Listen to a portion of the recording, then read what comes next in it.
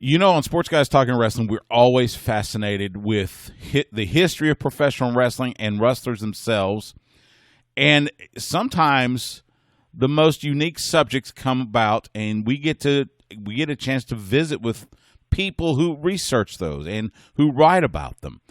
There's a book that is being published called Lance by Chance, and this is a story about Lance Von Erich. If you recall, way back in the world class days, kind of in the waning days, late 80s, Lance Von Erich was a wrestler that was brought in by Fritz to try to help, world class along. This was right after Mike Von Erich had gone under the knife for his shoulder surgery and contracted toxic shock syndrome. The author of this book joins me now on the Vaqueros Cafe and Cantina hotline. His name is Vinny Berry. Vinny, how are you today? I'm doing well. Thank you very much. So let me ask you this. What got you, I guess let's talk about you as an author. What is your usual vein as far as your books? What got you interested in wrestler biographies? Well, this is my very first book. Of course, throughout my life, I'm going to write a book, and I'm going to write a book, right? Well, now I know why people don't finish their books. But I've had a fascination with writing all my life. I wrote for a small town newspaper in North Texas in my early 20s, and that really kind of fueled the bug. But after I moved around quite a bit, and when I moved down here to South Texas about 10 years ago, and at that time, boxing and MMA was pretty strong down here as far as the local scene. Of course, they were bringing in promoters were bringing in fights from all over the country. And, we had some big fights in Corpus Christi. We had big fights in San Antonio. We had big fights really just all over the state. And so I met up with some guys that had a boxing website, and I told them that I had a short boxing amateur career, that I enjoyed the sport, and that I liked writing. They brought me with them. I wrote for those guys for about a year. That gentleman got overwhelmed with his real job, and then he went ahead and put a stop to that. The next day, somebody called me out of the blue and wanted to start a website, and we started a website called SouthTexasContender.com. And I'm telling you, literally, it was like the next day or later that day, and we had that thing running, and we never skipped a beat. And so we started covering the state again and going to all these places. And I worked for him about a year. His name was Chris, and he was the photographer. I was the writer, and we put out a magazine, and we really had this interest of telling the stories of these guys, because nobody was doing it. Nobody was writing about these guys, but yet the scene was really thriving. And so we felt like there was a need for that, and we wanted to do that. And then there was another crossroads that came, and I ended up writing for a MMA promoter, JC Fight Promotions, and he was based out of the Rio Grande Valley. And I was writing for him, and before you know it, I became his matchmaker. And what was so funny about that was, he'd call me up and say, "Hey, you're going to have to put something on the website. Somebody pulled out of the fight." And I said, "Well, why don't you call this person?" He goes, "Well, who is that?"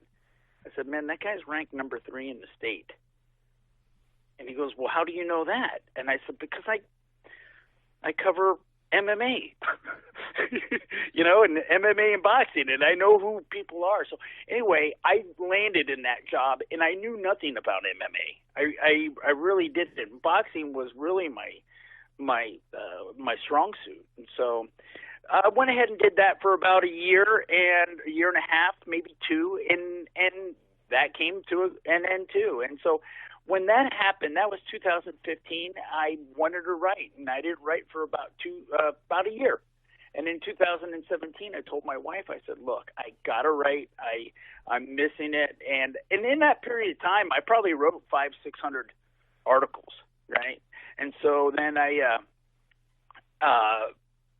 short stories basically. And so I started my website. I wanted to do wrestling. I had a passion for wrestling all my life, and since I was 12, 13, I guess. And I just started writing about, I had some connections. I started writing about independent wrestlers. I got in contact with some veteran wrestlers. I had some friends that were referees and promoters. And before you know it, I had this string of connections. And here I was writing about what I loved. And that's how I stumbled along the Lance Von Erich. Oh, fascinating. Let me ask you that. So what led you to Lance? I was talking to referee James Beard, who worked in the world class area. Me and him became friends, and we would talk from time to time. And Lance would come up in the conversation, and I always thought that was an interesting story. Anytime that I saw him on the internet, or anytime his name would come up, it was just really a lot of question marks for me, like kind of like, who is this guy, and what was the story behind that, and what happened, and really, what was that all about? Right. And so he told me how to get in touch with him. I got in touch with him, and I reached out to him, and before you know it, we started working on an article together. Amazing. I'm talking with Vinny Berry, the author of Lance by Chance. So when you approach Lance or Ricky Vaughn or whatever he's called now about the prospect of a book, what was his reaction? Didn't want to do it. Did he say why? Yeah, he felt like it was behind him. That period in world class wasn't a good time for him. It wasn't, it wasn't the highlight of his life. Matter of fact, he says it was really one of the worst periods of his life. And he didn't want to do it and didn't think there was an interest. And I don't mean to correct you. There is the title is Lance by Chance, Wrestling as a Von Erich. Right. And so in this book, it talks about that period. Okay. Of course, a lot of people will say, well, it's a book about Lance Von Erich, and he wasn't a real Von Erich. And so I'm because I've gotten a lot of that, if it's a book about Kevin, I'll read it. But if it's a book about Lance, I'm not even going to waste my time. This book is a period of world-class history between 1982 and 1987. And Lance didn't come into the territory until 1985. But, in 1982, December of 1982, there was the Von Erich and Freebird feud kicked off on December 25th. Oh, yeah. December of 1982. Christmas Star Wars. Remember that, Stu? Christmas Star Wars. Michael Hayes slams the cage door into Kerry Von Erich's head during his match with Ric Flair. That kicked off one of the hottest feuds in the history of pro wrestling, quite honestly. Lit up the world class territory. I was a kid in Gladewater, Texas, watching all of that happen. Whether it was at 6 o'clock on World Class with Bill Mercer narrating it, or at 10 p.m. on Channel 11 out of Dallas with Mark Lawrence narrating it. And it was such a great time in wrestling, and World Class was such a hot promotion then.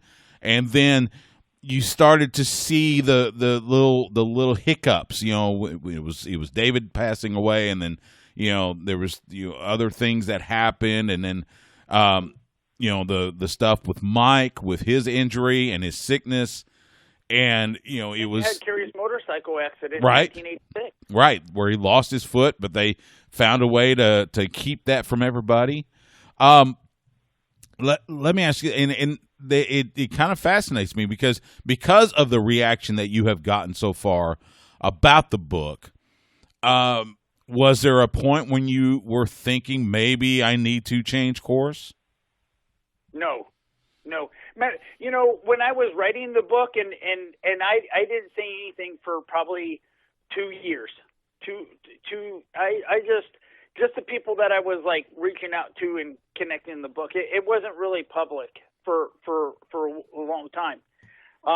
It wasn't until about 9 months ago I started like posting things on Facebook in Von Erich groups and stuff to get reactions and to see where people stood, or I post a picture of Lance Von Erich and he's one of my favorite wrestlers and stuff like that, and people would react. But you know, I kind of kept it close to the chest, and because it was one of those things also too is, you know, I've said to myself that I was, you know, going to write a book all my life, and I didn't want to tell everybody I was writing a book and not write the book, right? But there came a point where I told my wife, I said, you know what, the pipe dream is over. I said, this is happening. Right. And we're going to financially invest in this. And she's like, let's do it. Okay. She knew I was serious. But going back to what we were talking about a minute ago with the December 1982, you know, a lot of people don't realize that was the spark. That was the spark for Lance Von Erich, and nobody really thinks about that. But if that feud didn't kick off, and David Von Erich didn't die, we might not be on the phone right now talking about Lance Von Erich. You're right. We're talking with Vinny Berry, the author of Lance by Chance: Wrestling as a Von Erich. So, you know, as the story goes, and as you talk to others, you know, there was a lot of talk about basically the reason that Lance was eventually outed, I guess is the best way to put it, which was rare in pro wrestling, especially on TV. There was talk that Lance wanted more money, and Fritz disagreed. So Lance jumps, and Fritz basically, in just like a rare moment of pulling the curtain back, especially at that time, reveals on television, on the world-class show, that Lance Von Erich was in fact a kid by the name of Ricky Vaughn that came in and claimed to be Waldo's son. But if you look at history, everybody knew Waldo wasn't related. He wasn't related to Fritz at all. And so you look at that point, and what was Lance's reaction, or what was Lance's side of the story? Because we never heard Lance's side of the story. And that's why you got to buy the book. There you go. Good plug. That's it. Hey, I'll tell you this, and it goes into detail on that. But and yes, you're extremely close, right? But there's a lot of details in there that are left out, and you know, there's a lot of rumors. Oh, he left for a rival territory. He left World Class to go work for Wild Wild West Wrestling, and you know, there's so many things out there, you know, that a lot of people don't know. And one thing that really blew my mind, you got a roll of duct tape near you? You might want to put it around your socks. Okay. You know, you mentioned Ricky Vaughn. Yes. He wasn't Ricky Vaughn. Okay. Before Lance Von. I mean, he was Ricky Vaughn before Lance Von Erich, but he wasn't Ricky Vaughn. You know. Right. The Von Erichs handpicked this guy. Right. It was Fritz's choice. And before he was Ricky Vaughn. Right. Well, see, and that's he was not a wrestler at all. Okay, they that's this guy and groomed him, and this is what blew my mind, because he goes, well, they discovered me. They came to me. Okay. And they came to him because he was a bodybuilder and a weightlifter. Right. Yeah, he had the look. He had the look, and he could pass as a Von Erich relative easy. And he did. I remember watching him. I was going, okay, he's a cousin. Sure, I'll buy that. But dude, he had no interest in professional wrestling. Really? Never saw it before in his life. All right. Well, that's interesting. I say that because when they discovered him on a golf course, invited him to the sportatorium, and he trained with those guys for a little period. That's in the book. And they ended up sending him up to Portland to get his wrestling legs, so to speak. Well, when he came down as Lance Von Erich, and now, today, everybody wants to compare, well, he wasn't a good wrestler or he didn't have charisma. And I'm going to tie this into what you said. You go back to that question about Fritz and the money and coming out on TV. You know what? You wouldn't have charisma either if you were wrestling 2 times a night, right, for a year and a half. Right.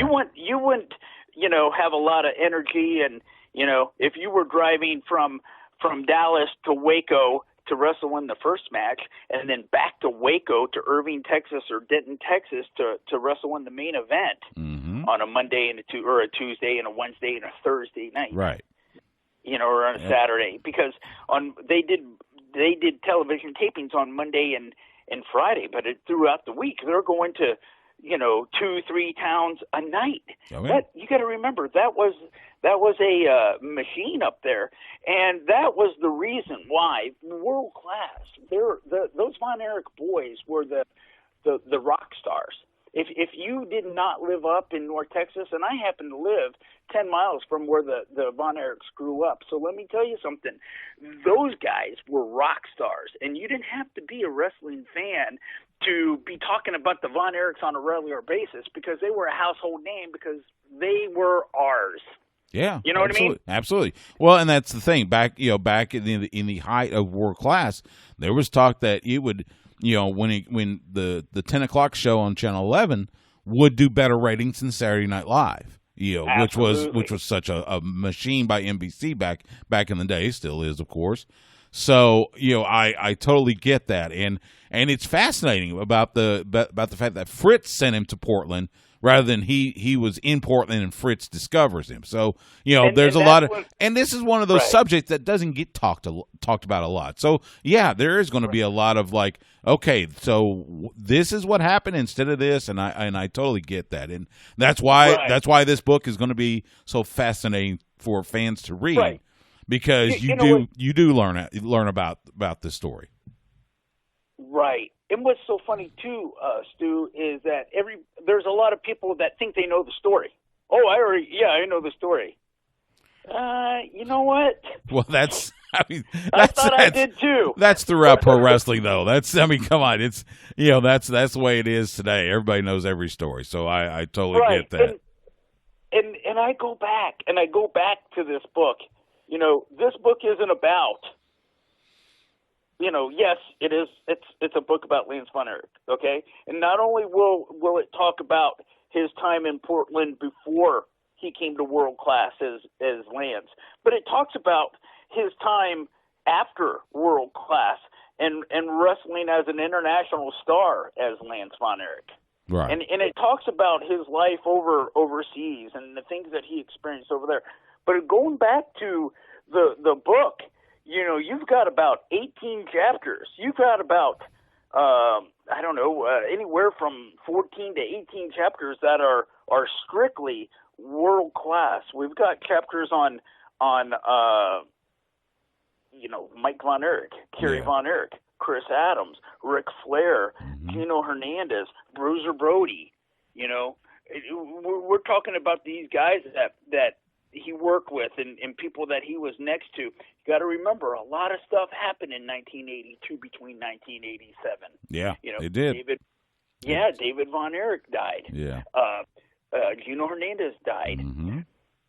Yeah. World class pulls out of the NWA. Exactly. Mike gets sick. There was a lot of stuff, a lot of ups and downs in that 5-year period. You're absolutely right. And so I think a lot of people are going to be surprised that the book covers that, because I've gotten some messages of people like sending me like sleepy emojis. Let me tell you something. If you're a Von Erich fan and you loved world-class wrestling, let me tell you, you'd be treating yourself not to read this book, because this is the world-class wrestling book that needed to be published 15 years ago. Okay. Good to know. The book is titled Lance by Chance, Wrestling as a Von Erich. The author, Vinny Berry. You can get it at www.lancebychance.com. Also, there's a Facebook page. Search Lance Von Erich. You'll see it there. Vinny, it's so good to talk to you. Looking forward to getting this book and reading it myself.